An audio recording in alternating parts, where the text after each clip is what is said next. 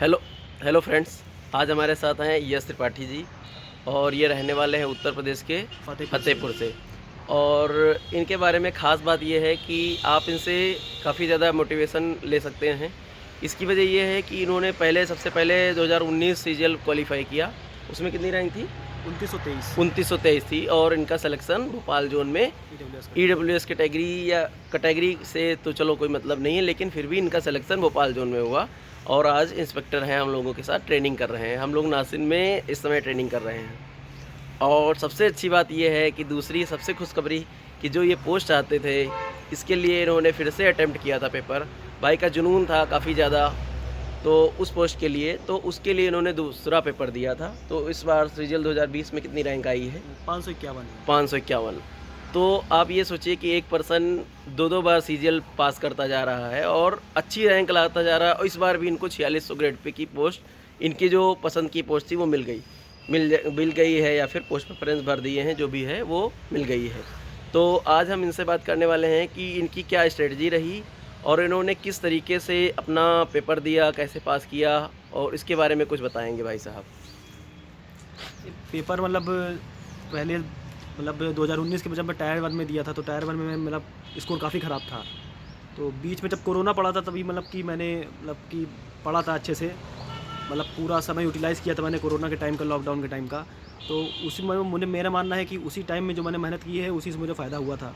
तो मैं मैथ की प्रैक्टिस काफ़ी की थी, इंग्लिश में रेगुलरली पढ़ता था। मैथ में आपका कौन से डे में पेपर पड़ा? मैथ में 15 नवंबर में। 15 नवंबर में टफ शिफ्ट थी वो। हाँ, 15 नवंबर में पढ़ा था। तो और फिर उसके बाद में 20 में क्या रहा? किस हिसाब से प्रीलिम्स में कितना स्कोर रहा? प्रीलिम्स में मेरा 20 में 170 था। 170 था। और टायर और मेंस में था मेरा, मैथ में 185 था। और मतलब मैथ से आपका अच्छी रैंक आई है। वो प्रैक्टिस मैंने जब लॉकडाउन में की थी तो उसका फ़ायदा मुझे आगे तक मिला है। मतलब ये भी आप देख सकते हैं, किसी के प्रीलिम्स में 170 है फिर भी वो 85 और इस तरीके से आगे जा सकता है, क्योंकि 170 में आपकी रैंक 4-5 हज़ार के करीब होगी। हाँ, लगभग इतनी 4-5 हज़ार, और 4-5 हज़ार रैंक से आपको अगर 500 रैंक में आना है तब भी आपके पास प्रीलिम्स के बाद भी मौका बचता है। जैसे किसी के अभी प्रीलिम्स में जस्ट क्वालिफाई हुआ है, अगर वो क्वालिफाई होकर मेंस दे रहा है तो भी वो आगे स्कोर अच्छा कर सकता है। और आपने इंग्लिश में कैसे पढ़ाई की? इंग्लिश में तो मैंने जो नीतू सिंह की बुक आती है, मेन वही था। और कौन सी बुक का यूज़ किया, बताना जरा। Volume 1, volume 2। वॉल्यूम 1, वॉल्यूम 2 हो गया। न्यूज़पेपर रीडिंग करते थे तो उसी से रेगुलरली करते थे, वो तो डेली बेसिस पे करते थे, तो उसी से फ़ायदा हुआ मेरा। पहले इतना स्कोर नहीं आता था, लेकिन बाद में कि ठीक हो गया था, मैं एवरेज स्कोर तो आता था। अच्छा, मैथ के लिए क्या क्या स्ट्रेटजी? मैथ के लिए तो मेन प्रैक्टिस ही है। मैं मानता हूँ कि प्रैक्टिस, एक बार बेसिक क्लियर करने के बाद फिर उसके बाद प्रैक्टिस ही है। अच्छा, कहीं कोचिंग से ही पढ़ा? नहीं, कोचिंग नहीं, सेल्फ स्टडी से। मतलब सोच लो 500 रैंक सेल्फ स्टडी से ला रहे हैं भाई साहब। और मॉक का क्या है, मतलब मॉक कितने दिया, क्या किया? मॉक तो काफ़ी दिए थे, तो गिनती नहीं याद, लेकिन काफ़ी दिए थे। अच्छा, तो मतलब आपका क्या है सोचना कि मॉक ज़्यादा ज़रूरी है कि प्रैक्टिस ज़्यादा ज़रूरी है? दोनों ही ज़रूरी है, प्रैक्टिस मॉक दोनों ज़रूरी है। कोर्स एक बार ख़त्म कर ले फिर मॉक देते रहे। हाँ, प्रैक्टिस होना बहुत ज़रूरी है। अच्छा, एनालिसिस कितना करते थे? एनालिसिस करते थे, कि देखते थे कि हाँ, कि किस क्वेश्चन में कितना टाइम लग रहा है, फिर कि कौन से कंसेप्ट में ज़्यादा टाइम लग रहा है तो उसमें ध्यान देते थे, किसमें दिक्कत हो रही है उसमें ध्यान देते थे।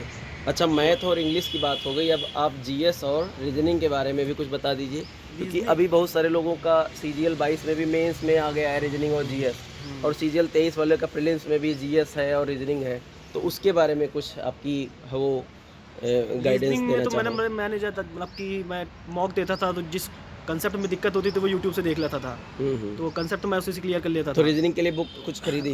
बुक मैंने खरीदी थी, लेकिन उसको लगाया ही नहीं था। हाँ, वो यही रहता है ज़्यादातर, क्योंकि उस टाइम 25 क्वेश्चन आते थे। अब तो ज़्यादा हो गया, खैर पढ़ना पड़ेगा 22 में। अच्छा। और जीएस में तो ये था कि ल्यूशन पढ़ी थी और अपने जो स्टैटिक के नोट्स बनाए थे तो उसको रेगुलरली मैं पढ़ता था, और करंट अफेयर्स पढ़ते थे। अच्छा। 2 सोर्सेज से कम करंट अफेयर्स वीकली या फिर मंथली या मंथली? देखिए, वही चीज़ जो सारे लोग बोलते हैं कि वीकली और या फिर डेली वाला ज़्यादा नहीं सही है, आप मंथली पढ़िए, सबसे सही रहेगा। और डिस्क्रिप्टिव तो वैसे भी अब हट चुका है, तो उसकी भी जो रिस्क रहती थी वो भी चला गया है। तो फिर आप अगर इनसे कुछ सीख पा रहे हो तो आप उसका इम्प्लीमेंट कर सकते हो सीजीएल 22 और 23 वालों के लिए। सीजीएल 22 का जो मेंस है या फिर सीजीएल 23 का प्रीलिम्स है, उनके लिए आप कुछ स्पेशल टिप्स देना चाहें, क्योंकि अभी 2 महीने बाद आने वाला है एग्ज़ाम, तो आप क्या बोलोगे कि अब 2 महीने में वो क्या पढ़ें और कैसे करें? अब तो ये है कि मॉक स्टार्ट करना तो ज़रूरी है, मॉक स्टार्ट कर दें। जो भी प्रैक्टिस हो रही है प्रैक्टिस भी करें, मॉक साथ में मॉक भी दें, मॉक तो बहुत ज़रूरी है। हाँ। बाकी करंट अफेयर्स करते रहें। लास्ट तक, जब तक एग्ज़ाम ना हो जाए तब तक तो करंट अफेयर्स प्रैक्टिस। तो दोस्तों ये थे हमारे दोस्त यश त्रिपाठी जी, जो हमारे साथ ट्रेनिंग भी कर रहे हैं। आप इनसे जो भी चीज़ें सीख पा रहे हैं उसका आप इम्प्लीमेंट करेंगे तो आपका अच्छा स्कोर आएगा, आपकी अच्छी रैंक आएगी। नमस्कार दोस्तों, सब्सक्राइब ना किया हो कर लो। धन्यवाद।